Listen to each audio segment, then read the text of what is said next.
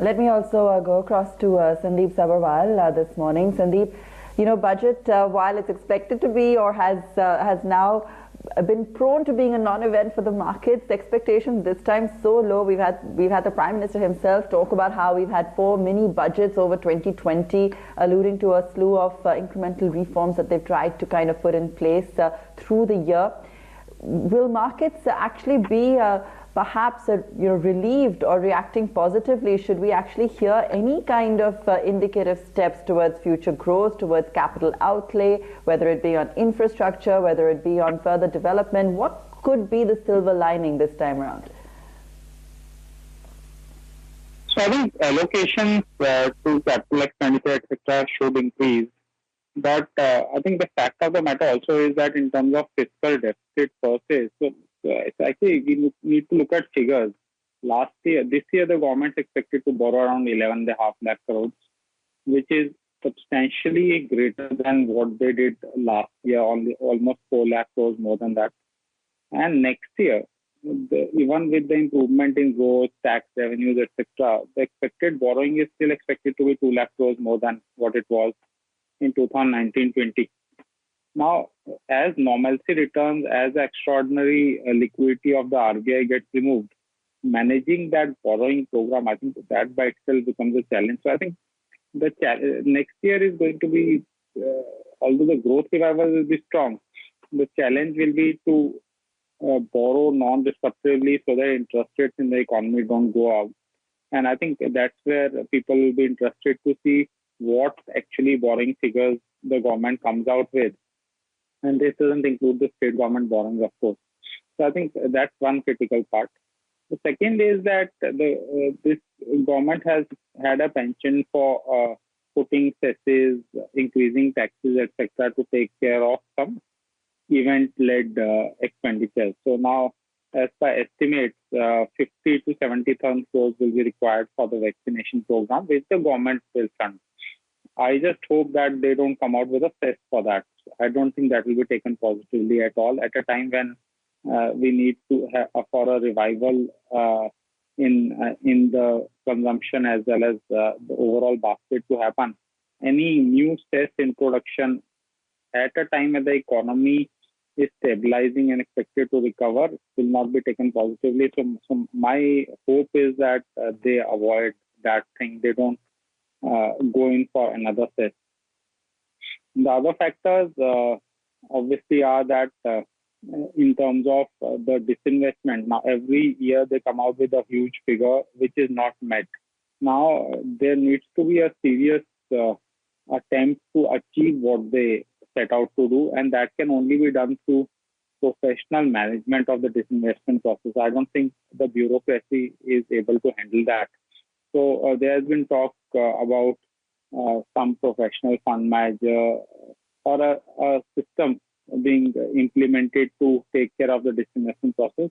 I hope they go ahead and do that, because that's the only way they'll be able to get maximum value. Secondly, achieve the targets they set out for themselves. Except that, I think today the global events are much greater than an Indian budget. Okay, I'm going to bring exactly that data out, that over the years the importance of budget is getting diluted. It's really getting diluted because a lot of reforms, a lot of processes have been implemented outside the budget, and this year is no different. Having said that, if I really look at the stock market, and Saurabh Mukherjee, good morning first, I'm just going to read out this graphic and coming to you for a reaction. The stock market really in last 3 budgets have got nothing. 2018, it was LTCG, then taxation on buyback, then taxation on dividend at the end of the receivable. So Saurabh, from a market standpoint, if I look at the budget has not really been very kind. I think because we'll see the continuation of that today. I feel as I think your other experts are saying, the fiscal space is severely constrained. And B, I think that the challenge in Indian politics has become, if you're kind to the markets, you are immediately exposed to the charge of being, suit boot ki sarkar. So both from a political optics perspective and this year from a fiscal constraint perspective, it's very difficult for the government to show kindness to the stock market. I think the best we can hope for is we don't get further hikes on LTCGT and taxes on the rich. And I think you yourself mentioned a few minutes back that given that they need a hefty disinvestment target, my reckoning is they'll probably gun for a 3 trillion disinvestment target, given that they need to push through heavy duty disinvestment and privatization and stake sales.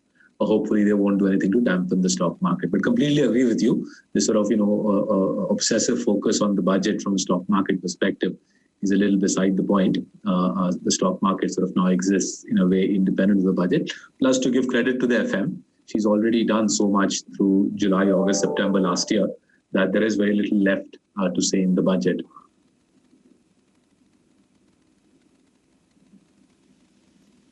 Saurabh, my next follow-up question perhaps is on assumptions. And let's look at the three most important assumptions. The first is going to be assumption on tax collections. Second, fiscal deficit number. And third, the disinvestment number. Where would you say, and what are your numbers which would say, look, these numbers are realistic and they're not sky in the pie? So let's start with the disinvestment one, right? We've had a 2 trillion type number for a few years now, and clearly for obvious reasons that number wasn't met or even approached in the current fiscal. Given the amount of money that the government needs, revenues that they need to raise, plus given that they mentioned BPCL, Concor a year or so back, I reckon they'll gun for a 3 trillion rupees disinvestment target. And you've got good assets on the table, an LIC IPO, a Concor disinvestment, a BPCL disinvestment, whatever you can get from Air India, etc. That does turn out to be a hefty amount. So at least to set the expectations right, I think they'll go for a big figure, a figure which will sort of startle us. I reckon 3 trillion is the sort of figure they'll go for. I don't think it'll have a 200, it'll have a 300, perhaps even more. On budget deficit, I think what they'll be very mindful of is there's no point creating needless angst in the FII community, especially in the bond investor community, by having a very high deficit target for next year. So I reckon they will say 6% target for the next fiscal. What the outturn will be is anybody's guess, but I think it'll be very strange if they don't have a target with a 6% or perhaps even 5.5% handle. There is no benefit to be had by stating a 7% budget deficit target for the next year. And what was the third point you raised, Nikunj? I forgot the third point you raised. No, first was disinvestment, second was divestment, and third was assumption for tax growth. Right. So I think on the assumption for tax growth, they will take a cue from the CEA number on growth. So CEA is saying, IMF is saying, everybody is saying that looking at real GDP growth of 11%, add 4-5% inflation, you're looking at 15-16% nominal GDP growth. If you ally that to corporate profitability bouncing back post-COVID, I don't see why they shouldn't have a corporate tax collection number of around 20%. GST is doing the job for them. GST numbers are gunning along quite nicely. I think they'll bump up the GST number by 10-15.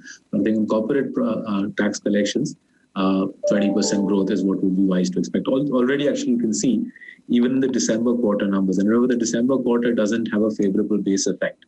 So even without a favorable base effect, in the December quarter numbers, you're getting earnings growth in the vicinity of 15 to 25% for several large companies, right? The Ultratechs, the TCSs, HDFC Banks, Asian Paints, right? You're getting 15 to 25% earnings growth numbers, even without a favorable base effect in the December quarter. So once the base effects turn, very favorable from April, May, June onwards, you should be able to get 20% growth in corporate tax collections, mid-teens growth on GST. And hence, I think somewhere between those two will be their total revenue collection growth number.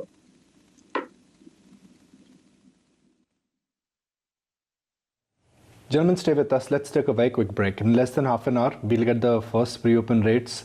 In 45 minutes, we'll get the first rates.